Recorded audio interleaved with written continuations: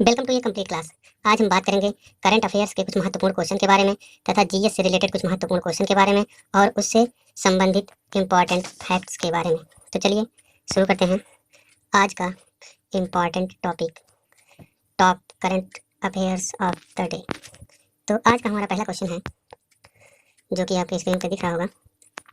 वह प्रौद्योगिकी तकनीक जिससे भारतीय रेलवे द्वारा पटरियों पर अवरोधों की जानकारी के लिए विकसित किया है। तो अगर आप लोगों को इसके बारे में पता हो, इस क्वेश्चन के बारे में आप लोगों को जानकारी है तो आप लोग बताइएगा। तो मैं बता रहा हूँ कि इस क्वेश्चन का जो आंसर होगा वो होगा पहला वाला। फिर आगे बढ़ते हैं, फिर इस क्वेश्चन के बारे में जानते हैं पूरी डिटेल में। तो भारतीय रेलवे द्वारा पटरियों पर अवरोधों की जानकारी के लिए ट्राइनेट्रा प्रौद्योगिकी तकनीक विकसित की है, जिसे ट्राइनेट्रा ड्राइवर इंफ्रारेड एनहैंस ऑप्टिकल और रडार असिस्टेंट भी कहा जाता है। इसमें इंफ्रारेड कैमरा, ऑप्टिकल कैमरा और रडार असिस्टेंट इमेजिंग सिस्टम शामिल है, जो मुख्य रूप से धुंधली परिस्थितियों में पटरियों पर अवरोधों की पहचान करने में लोको पायलटों की सहायता के लिए उपयोग किया जाता है। जो ड्राइवर होते हैं ट्रेन के, इसका उपयोग जब रेल की पटरियों पे कोहरा वगैरह पड़ा होता है तो उस धुंधले में भी दिखाई देने के लिए इसका उपयोग किया जाता है। आइए बात करते हैं अपने आज के दूसरे क्वेश्चन पे। तो दूसरा क्वेश्चन है हमारा, विश्व का प्रथम ऑनलाइन बीएससी प्रोग्रामिंग और डाटा साइंस में डिग्री कार्यक्रम प्रारंभ किया गया। तो इसके बारे में अगर आप लोगों को पता हो तो आप इसके बारे में बताइए। चलिए इसके फुल डिटेल के बारे में बात करते हैं। 30 जून 2020 को विश्व का प्रथम ऑनलाइन बीएससी प्रोग्रामिंग और डाटा साइंस में डिग्री कार्यक्रम आईआईटी मद्रास द्वारा प्रारंभ किया गया। यह कार्यक्रम मुख्यतः 3 चरणों, फाउंडेशन, डिप्लोमा और डिग्री प्रोग्राम के रूप में संचालित किया जाएगा। जो छात्र क्वालिफायर परीक्षाओं में 50% से अधिक अंक प्राप्त करते हैं वे स्वयं को फाउंडेशन प्रोग्राम में नामांकित कर पाएंगे। मतलब जिनका 50% से अधिक नंबर है वो जो है इस प्रतियोगिता में भाग ले सकते हैं। ठीक है, आगे बढ़ते हैं। क्वेश्चन नंबर 3 पे आते हैं। वह देश जहां विश्व का सबसे लंबा क्षेत्रीय इंटरनेट शट डाउन रहा है, मतलब है जहाँ पे विश्व का सबसे। तो अगर आपको पता हो तो आप लोग बताइएगा कमेंट बॉक्स में। चलिए हम एक्सप्लेन करते हैं इसके बारे में क्वेश्चन के। तो 21 जून 2019 को म्यांमार के संघर्ष प्रभावित राखीन राज्य में इंटरनेट सेवाओं को बंद कर दिया गया था। यह सेवा वर्तमान समय तक संबंधित क्षेत्र में बंद होने के कारण विश्व का सबसे लंबा क्षेत्रीय इंटरनेट शट डाउन बन गया है। शट डाउन मतलब किसी चीज़ को बंद कर देना। हमें ध्यान देना चाहिए कि जनवरी 2019 से म्यांमार सरकार राखीन सशस्त्र समूह के साथ लड़ाई में लगी हुई है। ठीक है, आइए आगे बढ़ते हैं क्वेश्चन नंबर 4 पे। क्वेश्चन नंबर 4 की बात करते हैं। स्वतंत्र पाकिस्तान में प्रथम हिंदू मंदिर को स्थापित किया जा रहा है। स्वतंत्र पाकिस्तान में जो प्रथम हिंदू मंदिर था पाकिस्तान में, उसको कहाँ पे स्थापित किया जा रहा है? अगर आप लोगों को पता हो कमेंट बॉक्स में कमेंट करिए। तो आइए हम बताते हैं पूरी डिटेल। तो 23 जून 2020 को पाकिस्तान की राजधानी इस्लामाबाद में प्रथम हिंदू मंदिर का शिलान्यास किया गया। यह मंदिर भगवान कृष्ण को समर्पित होगा, जिसे श्री कृष्ण मंदिर कहा जाएगा। हमें ध्यान देना चाहिए कि मंदिर की निर्माण लागत जो है वो 10 करोड़ रुपए पाकिस्तान के धार्मिक मामलात मंत्रालय द्वारा वहन की जाएगी। हमें ध्यान देना चाहिए कि पाकिस्तान की राष्ट्रीय मानवाधिकार आयोग के आदेश के उपरांत सरकार द्वारा हिंदू मंदिर के निर्माण के लिए भू आवंटन किया गया है। ठीक है, तो पाकिस्तान की सरकार 10 करोड़ रुपए लगा के एक मंदिर का निर्माण करवा रही है, जो भगवान श्री कृष्ण की मंदिर होगी और पाकिस्तान की पहली मंदिर होगी हिंदुओं के लिए। ठीक है, आइए बात करते हैं क्वेश्चन नंबर 5 की। तो क्वेश्चन नंबर 5 है हमारा, वह देश जिसके वैज्ञानिकों ने हाल ही में अंटार्कटिका में मोसौर के जीवाश्म का पता लगाया है। आपको पता हो तो कमेंट बॉक्स में कमेंट करिए, आगे हम बताएंगे इसके बारे में। तो चलिए देखते हैं आगे। हाल ही में दक्षिण अमेरिका राष्ट्र चिली के वैज्ञानिकों द्वारा अंटार्कटिका में मोसौर के जीवाश्म का पता लगाया गया है। यह जीवाश्म मुख्यतः एक अंडा है। जो जीवाश्म का पता लगाया गया है वो एक अंडा है जिसकी लंबाई 20 सेंटीमीटर है। हमें ध्यान देना चाहिए कि मोसौर एक जलीय विलुप्त प्रजाति है जो पृथ्वी पर 82 से 66 मिलियन वर्ष पहले विचरण करती थी। मतलब 82 से 66 मिलियन वर्ष पहले जो जीव पृथ्वी पे था उसके जीवाश्म का जो है पता लगाया गया है। और चलिए आगे बढ़ते हैं क्वेश्चन नंबर 6 पे। आज का क्वेश्चन नंबर 6 हमारा है, विश्व का प्रथम क्वांटम संचार उपग्रह। अगर आपको पता हो तो आप कमेंट बॉक्स में कमेंट करिए। कमेंट करेंगे आप तो आपको किसी भी चीज़ को अगर आप लिख देते हैं तो वो आपके अस्थायी मेमोरी में चला जाता है और मेमोराइज हो जाता है। आपको जब आप उसके बारे में सुनते हैं वो आपको याद आ जाता है। तो जिस चीज़ के बारे में आपको पता है उस चीज़ के बारे में आप कमेंट बॉक्स में लिखिए। जितना पता है उतना लिखिए, केवल आंसर ही ना लिखिए। तो चलिए आज हम बात करते हैं इस क्वेश्चन के बारे में पूरा डिटेल में। मिसियस विश्व का प्रथम क्वांटम संचार उपग्रह है, जिसे वर्ष 2016 में लॉन्च किया गया था। उपग्रह का नाम प्राचीन चीनी दार्शनिक मोजी के नाम पर रखा गया था। ठीक है, आगे बढ़ते हैं। चीनी वैज्ञानिकों के एक अध्ययन दल ने मिसियस क्वांटम उपग्रह का उपयोग कर विश्व में पहली बार क्वांटम इंटेंगलमेंट पर आधारित लंबी दूरी की बीच क्वांटम क्रिप्टोग्राफी को सफलतापूर्वक स्थापित किया गया है। आगे बढ़ते हैं क्वेश्चन नंबर 7 पे। वह अफ्रीकी देश जिसके द्वारा शिक्षा व्यवस्था में सुधार हेतु डबल ट्रैक सिस्टम का प्रयोग किया गया। तो ये सारे क्वेश्चन करंट अफेयर से रिलेटेड हैं, इसलिए आप लोगों को नए लग रहे होंगे और ये एग्जाम के दृष्टिकोण से इंपॉर्टेंट है, बट ये है कि आप इससे रूबरू नहीं है, क्वेश्चन नया है, ज़्यादातर क्वेश्चन नए हैं। तो बात करते हैं हम क्वेश्चन नंबर 7 की। वह अफ्रीकी देश जिसके द्वारा शिक्षा व्यवस्था में सुधार हेतु डबल ट्रैक सिस्टम का प्रयोग किया गया। तो आपको अगर पता हो वह अफ्रीकी देश कौन सा है जिसमें डबल ट्रैक सिस्टम का प्रयोग किया गया है, तो आप कमेंट बॉक्स में कमेंट करिए। आइए बढ़ते हैं इसके फुल डिटेल के बारे में जानते हैं। मध्य अफ्रीका देश घाना ने माध्यमिक शिक्षा को सार्वभौमिक बनाने के उद्देश्य से मुफ्त सीनियर हाई स्कूल नीति अपनाई, जिसके तहत घाना की सरकार ने डबल ट्रैक सिस्टम का प्रयोग किया था। घाना द्वारा प्रयोग किए जाने वाले डबल ट्रैक सिस्टम में विद्यार्थियों को दो टोलियों ग्रीन और गोल्ड, जो विद्यार्थियों की दो टोली है उसका नाम ग्रीन है, एक का नाम गोल्ड है, में पढ़ाने की योजना बनाई गई है। इस प्रणाली में जब एक टोली को पढ़ाया जाता है तो दूसरी टोली के लिए स्कूल बंद कर दिया जाता है। मतलब कहने का मतलब ये है कि जब ग्रीन वाली टोली को पढ़ाया जाएगा तो गोल्ड वाली टोली को नहीं बुलाया जाएगा, और जब गोल्ड वाली टोली को बुलाया जाएगा तो ग्रीन वाली को नहीं बुलाया जाएगा। चलिए आगे बढ़ते हैं क्वेश्चन नंबर 6 के बाद 8 के बारे में जानते हैं। तो क्वेश्चन नंबर 8 हमारा है, भारतीय रेलवे द्वारा विकसित रोबोट जिसे रेलवे स्टेशनों की सुरक्षा योजना हेतु विकसित किया गया है, तो वह कौन सा है? अगर आपको पता हो कमेंट बॉक्स में कमेंट करिए, बाकी तो हम बताएंगे ही। इसके आंसर को शो करते हैं। भारतीय रेलवे सुरक्षा बल द्वारा हाल ही में कैप्टन अर्जुन नामक एक रोबोट विकसित किया गया। यह स्वचालित रोबोट रेलवे स्टेशनों पर स्क्रीनिंग और निगरानी की गति को तेज करने के उद्देश्य से स्थापित किया गया है। इसे मुख्यतः सेंट्रल रेलवे के तहत संचालित रेलवे सुरक्षा बल द्वारा स्थापित किया गया। रोबोट मोशन सेंसर और ड्रोन कैमरों से लैस है। जो ये रोबोट है वो सेंसर और ड्रोन कैमरा जो होता है जो ऊपर उठ के, इससे मतलब ड्रोन कैमरा जो ड्रोन में लगा रहता है कैमरा, उस कैमरे से ये लैस है। जो मतलब जैसे ड्रोन कैमरे में उसकी फ्रीक्वेंसी ज़्यादा होती है ना, बहुत ऊपर से वो मतलब चीज़ों को एक्सेप्ट कर लेता है, मतलब खींच लेता है अच्छे तरीके से, तो वही वाला इस रोबोट में कैमरा लगा है, ड्रोन कैमरा। आइए बात करते हैं क्वेश्चन नंबर 9 पे। 9 की प्रोजेक्ट मैनेजमेंट वर्कफ्लो को पूर्णतः डिजिटलकृत करने वाला प्रथम प्राधिकरण है। तो अगर आपको पता हो तो बताइएगा और हम शो करते हैं आंसर को। तो भारतीय राष्ट्रीय राजमार्ग प्राधिकरण प्रोजेक्ट मैनेजमेंट वर्कफ्लो को पूर्णतः डिजिटलकृत करने वाला प्रथम प्राधिकरण है। इस हेतु आर्टिफिशियल इंटेलिजेंस और क्लाउड आधारित एनालिटिक्स उपयोग किया जा रहा है। ठीक है, इसमें अनुबंध संबंधित निर्णय दस्तावेज और अनुमोदन शामिल है जो अब ऑनलाइन पोर्टल के माध्यम से किए जाने हैं। आगे बढ़ते हैं क्वेश्चन नंबर 10 पे। क्वेश्चन नंबर 10 है, अथिरापल्ली जल विद्युत परियोजना का संबंध निम्न में से किस राज्य से है? अगर आपको पता हो तो बताइएगा। शो करते हैं हम क्वेश्चन को। अथिरापल्ली जल विद्युत परियोजना 163 मेगावाट क्षमता की जल विद्युत परियोजना है, जिसे केरल के त्रिशूर जिले में संवेदनशील चलक्कुडी नदी पर स्थापित किया जाएगा। अभी स्थापित किया नहीं गया है। इस परियोजना के तहत 30 मीटर ऊंचे और 311 मीटर लंबे गुरुत्वाकर्षण बांध का निर्माण प्रस्तावित है। इस परियोजना के संचालन में स्थानीय नागरिकों के भारी जन विरोध के कारण परियोजना पूर्ण रूप से दीर्घकालीन परियोजना में परिवर्तित हो गई है। वहाँ के जो स्थानीय लोग हैं वो इस परियोजना को पूरा होने में सहयोग अपना नहीं दे रहे हैं। अगर गवर्नमेंट कोई काम कहीं करा रही है तो वहाँ के निवासियों को सहयोग करना चाहिए, उससे उनको फायदा ही होगा। फिलहाल हो सकता हो वहाँ उनको नुकसान हो रहा हो, इसलिए वो लोग विरोध कर रहे हो। तो चलिए आज हम बात करते हैं क्वेश्चन नंबर 11 की। वह शहर जहाँ उत्तराखंड का सबसे बड़ा जैव विविधता उद्यान स्थापित है। तो अगर आपको पता हो तो आप कमेंट बॉक्स में कमेंट करिएगा, इंपॉर्टेंट क्वेश्चन है। क्वेश्चन को शो करते हैं हम। उत्तराखंड वन विभाग द्वारा राज्य के दूसरे सबसे बड़े शहर हल्द्वानी में राज्य का सबसे बड़ा जैव विविधता उद्यान स्थापित किया गया। यह पार्क उत्तराखंड वन विभाग द्वारा संचालित एवं अत्याधुनिक स्वचालित मौसम स्टेशन भी है। ठीक है, ये स्वचालित मौसम स्टेशन मतलब मौसम के बारे में भी बताता है यह उपग्रह। हमें ध्यान देना चाहिए कि यह उद्यान लगभग 18 एकड़ क्षेत्र में फैला है और इसमें पौधों की लगभग 500 प्रजातियां हैं। वर्तमान समय में देश का सबसे बड़ा वनस्पति संग्रहालय कोलकाता में स्थित है। जो इस समय जो वनस्पति संग्रहालय है जो सबसे बड़ा पूरे देश में, पूरे भारत में, वो कहाँ पे है? इंपॉर्टेंट क्वेश्चन है, वो है कोलकाता में। आइए बात करते हैं क्वेश्चन नंबर 12 की। क्वेश्चन नंबर 12 है, कोविड-19 के संदर्भ में सोशल बबल्स रणनीति अपनाने वाला प्रथम देश है। तो कोविड-19 के बारे में सोशल बबल्स रणनीति अपनाने वाला प्रथम देश अगर आपको पता हो तो आप कमेंट करिएगा। वैसे क्वेश्चन नया है, सब करंट अफेयर्स के ही है तो नहीं पता होगा। आइए हम शो करते हैं। कोविड-19 के प्रकोप को नियंत्रित करने के लिए न्यूजीलैंड द्वारा सोशल बबल्स रणनीति अपनाई गई थी, जिसके तहत विशेष सामाजिक समूह को महामारी के दौरान एक दूसरे से मिलने की अनुमति प्रदान की गई।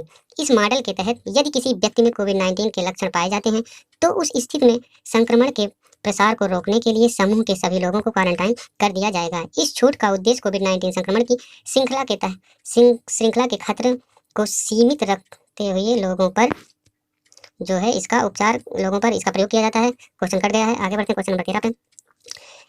क्वेश्चन नंबर 13 हमारा है, नागर विमानन मंत्रालय द्वारा अधिसूचित मानव रहित विमान प्रणाली नियम 2020 में 2 से 25 किलोग्राम वजनी ड्रोन परिभाषित है। 2 से 25 किलोग्राम वजन का जो ड्रोन है, अगर आपको पता हो कौन सा ड्रोन है तो आप बताइएगा। आगे बढ़ते हैं, हम शो करते हैं क्वेश्चन को। तो हाल ही में नागर विमानन मंत्रालय द्वारा मानव रहित विमान प्रणाली नियम 2020 मसौदा अधिसूचित किया गया, जिसके तहत ड्रोन मानव रहित विमान के उत्पादन, आयात, व्यापार और संचालन को विनियमित करने हेतु नियम अधिसूचित किए गए, जिसके तहत ड्रोन को मुख्य 5 श्रेणियों नैनो 250 ग्राम, सूक्ष्म 250 ग्राम से अधिक लेकिन 2 किलोग्राम से कम, ठीक है, कम ही नहीं लिखा है, 250 ग्राम से अधिक लेकिन 2 किलोग्राम से कम, ठीक है। आगे बढ़ते हैं, उसका वजन है। आगे बढ़ते क्वेश्चन नंबर 14 पे आते हैं। वह राज्य सरकार जिसके द्वारा हाल ही में पुलिसकर्मियों हेतु वह सरकार जिसके द्वारा हाल ही में पुलिसकर्मियों हेतु संपंदन अभियान प्रारंभ किया गया, तो वह राज्य कौन सा, अगर आपको पता हो इसने संपंदन अभियान प्रारंभ किया है तो बताइएगा। हम क्वेश्चन को शो करते हैं। वह राज्य है छत्तीसगढ़। छत्तीसगढ़ राज्य सरकार द्वारा राज्य के पुलिसकर्मियों की शिकायतों की तुरंत समाधान एवं अवसादग्रस्त अधिकारियों को चिकित्सा उपचार और परामर्श उपलब्ध कराने के उद्देश्य से संपंदन अभियान प्रारंभ किया गया है। इस अभियान के तहत पुलिस अधीक्षक प्रत्येक शुक्रवार को अपने जिले में परेड का आयोजन करेंगे। इसके अतिरिक्त पुलिसकर्मियों के लिए योग कक्षाओं की व्यवस्था भी की जाएगी, ठीक है। योग से बाबा रामदेव जी का कहना है कि कोरोना ठीक होगा, कहना नहीं, योग से तो हर कोई चुस्त दुरुस्त रह सकता है। तो आइए बात करते हैं क्वेश्चन नंबर 15 की। केंद्रीय पर्यावरण मंत्रालय द्वारा शहरी क्षेत्रों में वन भूमि विस्तार हेतु योजना प्रारंभ की गई है। अगर आपको पता हो कि केंद्रीय पर्यावरण मंत्रालय जो है वो शहरी क्षेत्रों में वन भूमि विस्तार की योजना कहाँ प्रारंभ की जगह, तो आप बताइएगा। तो आइए शो करते हैं। 5 जून 2020 को केंद्रीय पर्यावरण वन एवं जलवायु मंत्रालय द्वारा शहरों में वन क्षेत्र बढ़ाने के लिए नगर वन नाम से एक योजना की शुरुआत की है, जिसके तहत 200 शहरों को शामिल किया जाएगा। इस परियोजना के संचालन के लिए शहरी क्षेत्र की बंजर भूमि को विकसित किया जाएगा। इस योजना हेतु सार्वजनिक निजी भागीदारी के तहत अलग अलग क्षेत्रों की विशिष्ट वनस्पतियों को सार्वभौमिक करते हुए देश में बढ़ावा प्रदान किया जाएगा, ठीक है। आइए आगे बढ़ते हैं। फिर हम क्वेश्चन नंबर 1 से स्टार्ट करते हैं, क्योंकि क्वेश्चन नंबर 15 तक हमने कर लिया है। और अगर हम क्वेश्चन नंबर 16 करते हैं या फिर इसके आगे मतलब नंबर बढ़ाएंगे तो आप लोग बोर होना स्टार्ट करेंगे, इसलिए हमने क्वेश्चन फिर 1 से स्टार्ट कर दिया है। तो फिर आइए शुरू करते हैं नए सिरे से, क्वेश्चन नंबर 1 से, नए क्वेश्चन से। तो क्वेश्चन नंबर 1 आज का हमारा है, कोहाला पन बिजली परियोजना किस नदी पर स्थापित की जाएगी? कोहाला नाम भी थोड़ा अजीब है, तो अगर आपको पता हो तो आप बताइएगा। चलिए आगे बात करते हैं। कोहाला पन बिजली परियोजना पाक अधिकृत कश्मीर क्षेत्र में स्थापित होने वाली 1124 मेगावाट क्षमता की पन बिजली परियोजना है। इस परियोजना के लिए चीन के थ्रू गोर्ज कारपोरेशन, पाकिस्तान के कब्जे वाले कश्मीर पीओके के प्राधिकरण और पीपीआईबी के बीच त्रिपक्षीय समझौता हुआ। इस परियोजना में झेलम नदी पर स्थापित की जाएगी। यह परियोजना झेलम नदी पर स्थापित की जाएगी, जिससे पाकिस्तान को प्रतिवर्ष 5 अरब यूनिट विद्युत आपूर्ति सस्ती दर पर प्रदान की जाएगी, ठीक है। पाकिस्तान को जो बिजली प्रदान की जाएगी वो 5 अरब यूनिट विद्युत आपूर्ति सस्ती दर। आइए आगे बढ़ते हैं। झेलम नदी पंजाब की 5 नदियों में से सबसे पश्चिमी नदी है। यह सिंध की एक सहायक नदी है, जो झेलम नदी और सिंध की सहायक नदी है। क्वेश्चन नंबर 2 की बात करते हैं। Khelo India community coach development programme की समय अवधि निर्धारित की गई, तो अगर आपको पता हो कि समय अवधि कब निर्धारित की गई है, कितने दिन की, तो आप बताइएगा। आइए बात करते हैं क्वेश्चन के बारे में, खेल के बारे में। 1 जून 2020 को खेल मंत्री किरेन रिजिजू ने देश भर के 15,000 शारीरिक शिक्षकों और कोचों के लिए Khelo India community coach development programme शुरू किया। यह कार्यक्रम पूरे देश में सामुदायिक प्रशिक्षकों और पीई शिक्षकों के लिए 25 दिनों का लंबा कार्यक्रम है। यह कार्यक्रम मुख्यतः स्कूलों में शारीरिक शिक्षा को अधिक महत्व देने के लिए कार्यक्रम शुरू किया गया है। इस कार्यक्रम का संचालन मुख्यतः केंद्रीय मानव संसाधन विकास मंत्रालय के युवा मामलात और खेल मंत्रालय द्वारा संचालित किया जाएगा। ये बात करते हैं क्वेश्चन नंबर 3 की। दक्षिण एशिया की पहली सीमा पार जाने वाली पेट्रोलियम उत्पादों की पाइपलाइन की कुल लंबाई कितनी है? अगर आपको पता हो तो बताइएगा। पाइपलाइन की लंबाई कितनी है, तो हम बताएंगे कि पाइपलाइन की लंबाई कितनी है। 69 किलोमीटर लंबी मोतिहारी अमलेखगंज पाइपलाइन दक्षिण एशिया की पहली सीमा पर जाने वाली पेट्रोलियम उत्पादों की पाइपलाइन है। यह पाइपलाइन बिहार के मोतिहारी से नेपाल के अमलेखगंज को जोड़ती है। इस पाइपलाइन की क्षमता 2 मिलियन मीट्रिक टन प्रति वर्ष है, ठीक है। आगे बढ़ते क्वेश्चन नंबर 4 की। वह परियोजना जिसके तहत रूस द्वारा अपना प्रथम स्टेल्थ बॉम्बर विमान बनाया गया, तो अगर आपको पता हो तो बताइएगा। आइए क्वेश्चन को शो करते हैं। तो क्वेश्चन को शो करते हैं। टुपोलवी PAKDA परियोजना का उपनाम perspective aviation complex for long range avians PAKDA है। इस परियोजना के तहत हाल ही में रूस द्वारा अपना प्रथम स्टेल्थ बॉम्बर विमान बनाया गया। स्टेल्थ बॉम्बर रडार और रक्त दृश्य दृश्य प्रकाश रेडियो आवृत्ति को आरएफ भी लिख सकते हैं, और स्पेक्ट्रम और ऑडियो को सामूहिक रूप से चुपके तकनीक से बचने के लिए डिजाइन किया गया है। फिर बमवर्ष Sukhoi SU-57 supersonic fight jet के बाद दूसरी पीढ़ी का लड़ाकू विमान है। पकड़ा कार्यक्रम रडार सिग्नेचर को कम करने के लिए नवीनतम तकनीकों का प्रयोग किया जाएगा कर गया है, तो छोटा सा काट दें।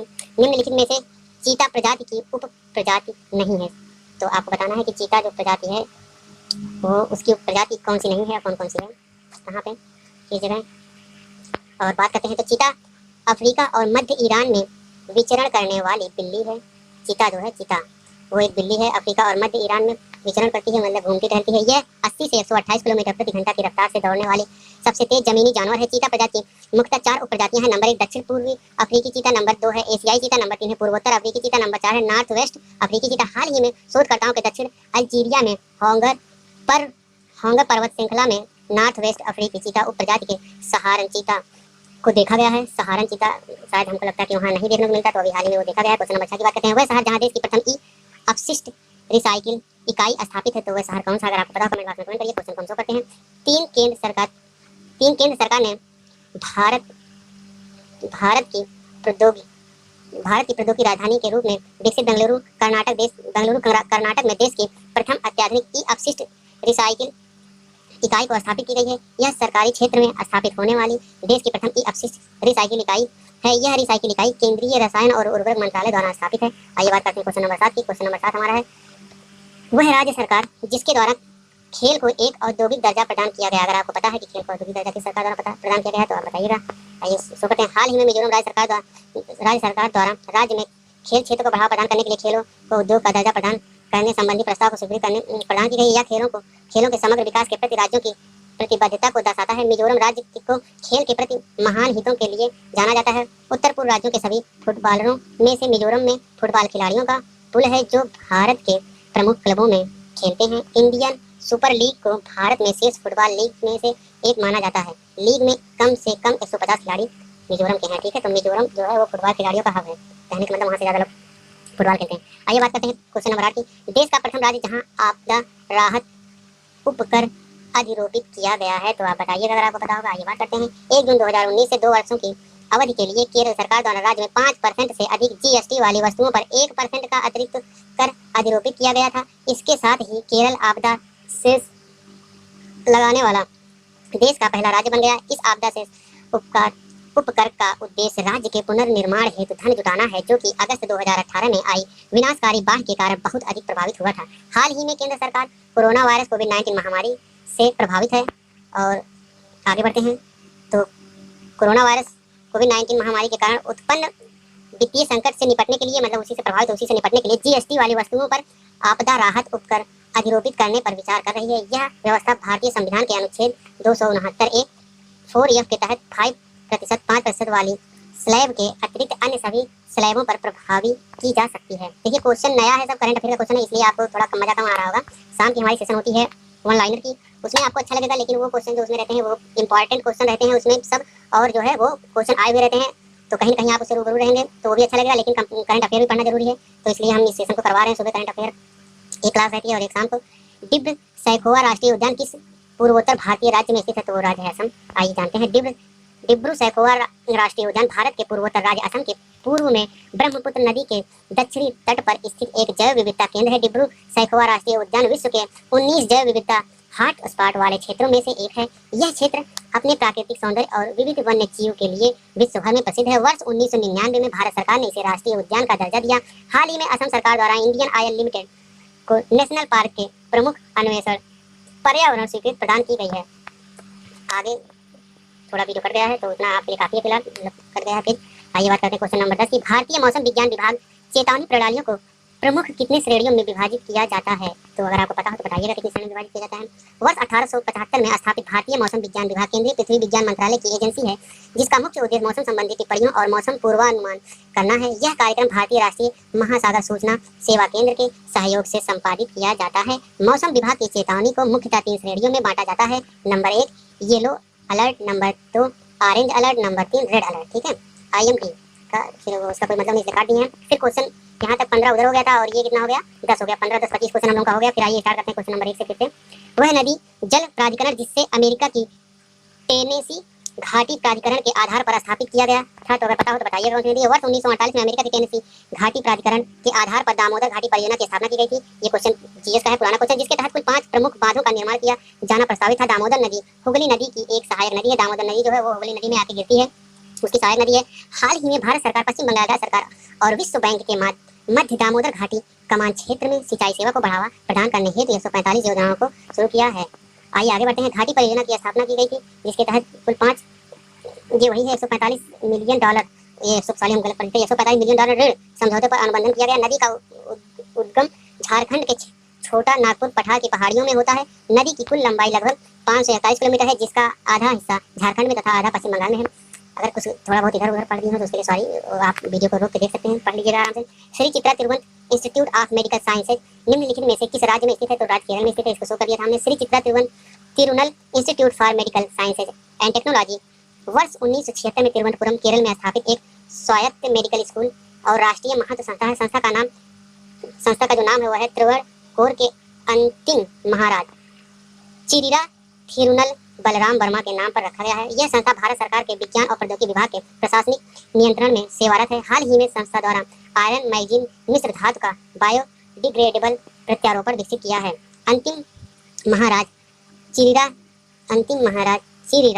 थिरुनल बलराम वर्मा के नाम पर रखा गया है। यह संस्था भारत सरकार के विज्ञान और प्रौद्योगिकी विभाग के प्रशासनिक नियंत्रण में सेवारत है। हाल ही में संस्था द्वारा आयरन मैग्नीज मिश्र धातु का बायोडिग्रेडेबल प्रत्यारोपण विकसित किया है। यह प्रत्यारोपण दीर्घकालिक प्रत्यारोपण दुष्प्रभाव जैसे विषाक्तता, घनास्त्रता को हटाने में सहयोग करेगा। तिरुवनंतपुरम का शाब्दिक अर्थ है मलयालम में भगवान अंता का शहर है, इसका से यही है, भगवान अंता कोई है वहाँ पे। आइए आगे बढ़ते क्वेश्चन नंबर 3 पे।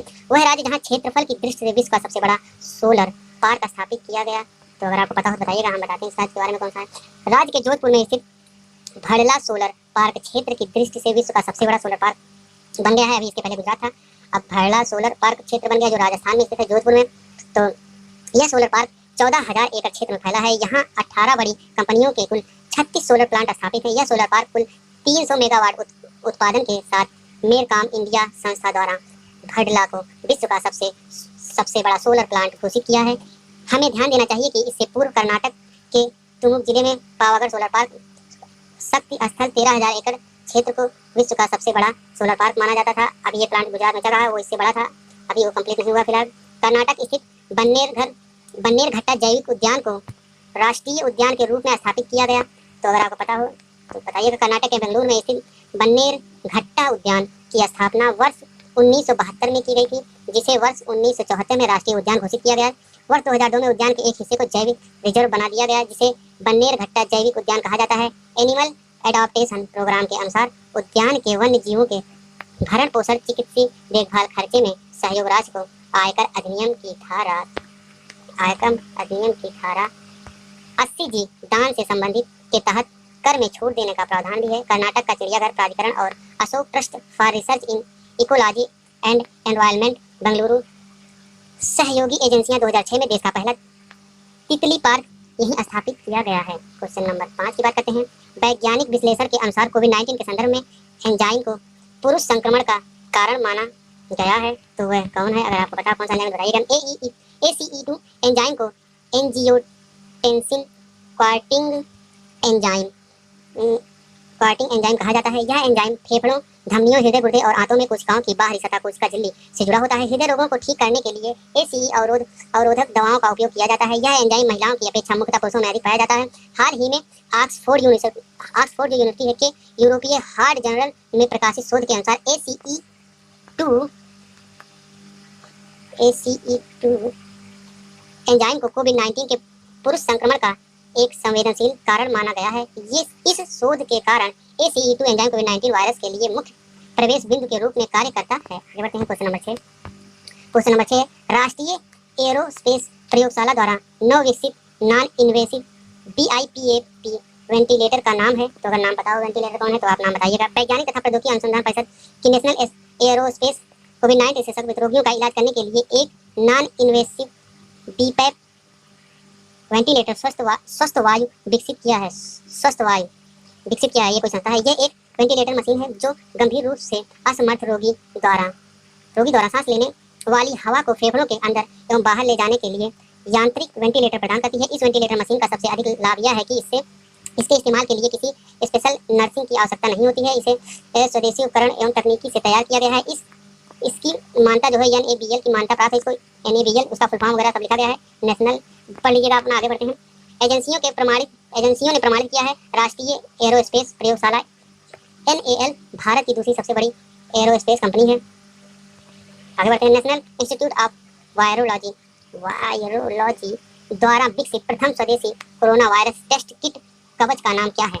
नेशनल इंस्टीट्यूट ऑफ वायरोलॉजी द्वारा विकसित प्रथम स्वदेशी कोरोना वायरस टेस्ट किट कवच का नाम क्या है? अगर आपको पता हो कमेंट बॉक्स में कमेंट करिए, बाकी तो हम बता ही रहे हैं। नेशनल इंस्टीट्यूट ऑफ वायरोलॉजी एक विषाणु विज्ञान अनुसंधान संस्था है जिसे पूर्व में वायरल रिसर्च सेंटर के रूप में जाना जाता था। यह रिसर्च सेंटर इन्फ्लुएंजा, जापानी एन्सेफेलाइटिस, रोटा, खसरा, हेपेटाइटिस और कोरोना वायरस के लिए राष्ट्रीय निगरानी केंद्र भी है। हाल ही में रिसर्च सेंटर द्वारा कोविड-19 के लिए स्वदेशी रूप से एंटीबॉडी डिटेक्शन उसी से किया गया है। क्वेश्चन नंबर 8 के बाद डिटेक्शन किया गया है। आइए क्वेश्चन नंबर 8 के बारे में बात करते हैं। National green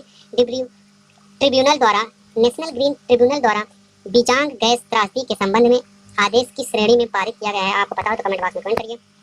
national green tribunal ने हाल ही में बीजांग गैस त्रासदी के संबंध में एक आदेश पारित किया है जिसके तहत एलजी पॉलीमर के तहत पूर्णतः उत्तरदायित्व रखती है। स्ट्रिक्ट लायबिलिटी प्रिंसिपल के तहत कंपनी परिसर से खतरनाक पदार्थ लीक होने की स्थिति में मुआवजा देने के लिए उत्तरदायित्व नहीं है। इसे मात्र एक दुर्घटना माना जाता है, जबकि एब्सोल्यूट लायबिलिटी के तहत कंपनी परिसर 1986 में सुप्रीम कोर्ट ने ओलियो गैस रिसाव से खतरनाक पदार्थ लीक होने की स्थिति में कंपनी को अनिवार्य रूप से मुआवजा का भुगतान करना होगा। एब्सोल्यूट लायबिलिटी के सिद्धांत को अनुच्छेद 21 जीवन का अधिकार का हिस्सा माना जाता है। बीजांग गैस त्रासदी आंध्र प्रदेश के विशाखापट्टनम के RR वेंकटपुरम गांव में एक प्लांट से स्टाइरीन गैस का रिसाव हुआ था। संयंत्र का स्वामित्व दक्षिण कोरिया पेट्रोकेमिकल कंपनी LG केम के पास है। स्टाइरीन गैस रिसाव प्रणाली को प्रभावित करती है, इसके बारे में आप लोगों को पता होगा, अभी कुछ दिन पहले कांड हुआ था। क्वेश्चन नंबर 9 की बात करते हैं। उड़ीसा राज्य का नदी तट जिसके नजदीकी प्रतिवर्ष ऑलिव रिडले कछुओं का प्रजनन चक्र संचालित होता है, तो वह कौन सी नदी है? आपको पता हो तो बताइए। उड़ीसा समुद्र तट पर प्रतिवर्ष लाखों ओलिव रिडले कछुआ प्रजाति द्वारा प्रजनन चक्र का संचालन होता है। ओलिव रिडले समुद्री कछुओं को प्रशांत ओलिव रिडले समुद्री कछुओं के नाम से भी जाना जाता है। यह मुख्य रूप से प्रशांत, हिंदी और अटलांटिक महासागरों के गर्म जल में पाया जाने वाला समुद्री कछुओं की एक मध्यम आकार की प्रजाति है। ये मांसाहारी होते हैं। यह प्रजनन जल चक्र रुशिकुल्या नदी के मुहाने संचालित होता है। और रुशिकुल्या नदी का उद्गम क्षेत्र दरिंगबाड़ी है, जिसे उड़ीसा का कश्मीर भी कहा जाता है। मतलब बहुत खूबसूरत है, इसलिए उसे उड़ीसा का कश्मीर भी कहते हैं। वह भारतीय प्रौद्योगिकी संस्थान जिसने ASTM मानक आधारित बैक्टीरिया निष्पादन में सक्षम फेस मास्क तैयार किया। तो अगर आपको पता हो किस राज्य का है वो कंपनी, तो IIT दिल्ली स्टार्टअप नैनोसेफ सल्फ्यूएंस ने कोविड-19 के खिलाफ लड़ने के लिए रोगाणुरोधी मास्क विकसित किया है। यह पहला फैब्रिक आधारित फेस मास्क है जो रोगाणुरोधी और धोने योग्य है। यह मास्क मतलब उसे आप धो भी सकते हैं। यह मास्क ASTM मानकों का अनुपालन करती है। ठीक है, ASTM मानकों का अनुपालन करती है। ASTM को America society for testing and materials के नाम से जाना जाता है। इसका फुल फॉर्म है, ASTM का full form American society for testing and materials के नाम से जाना जाता था। यह एक अंतर्राष्ट्रीय मानक संगठन है जो सामग्री, सेवाओं और उत्पादों के लिए तकनीक मानकों को विकसित और प्रकाशित करता है। ASTM संगठन का मुख्यालय पेंसिल्वेनिया में स्थित है। इसकी स्थापना 1898 में हुई थी। तो आज का सेशन हमारा इतना था। वैसे बहुत लंबा होगा वीडियो, क्योंकि हम ज़्यादा कवर करने की कोशिश कर रहे थे इसमें, क्योंकि सब कोविड-19 से ज़्यादा जुड़े हुए क्वेश्चन हैं। और आज हम अपने कुछ दोस्तों का नाम लेना चाहेंगे जिन्होंने अपनी कुछ राय दी है हमको, और उन्हीं के मार्गदर्शन से हमने अपनी वीडियो को इम्प्रूव किया है थोड़ा बहुत, और आगे भी वो ऐसे ही मार्गदर्शन करते रहेंगे तो हम वीडियो को अपने इम्प्रूव करेंगे। इसमें मेरे सबसे कुछ खास दोस्त हैं जिनका नाम है अमरदीप मध्यथिया, और दूसरे नंबर पर मेरे भाई आते हैं जो इस समय इलाहाबाद में रह कर ही तैयारी कर रहे हैं, जिनका नाम अनुज वर्मा है। और मेरे कुछ मित्र हैं जो इस समय गाँव में हैं और टीचर की तैयारी में वो भी लगे हुए हैं और जल्द ही सफलता को हासिल करेंगे। तो आइए हम अब इस सेशन को यहीं पे समाप्त करते हैं और शाम के टाइम मिलते हैं अपने ऑनलाइनर में। धन्यवाद सभी को। नमस्कार, बाय बाय।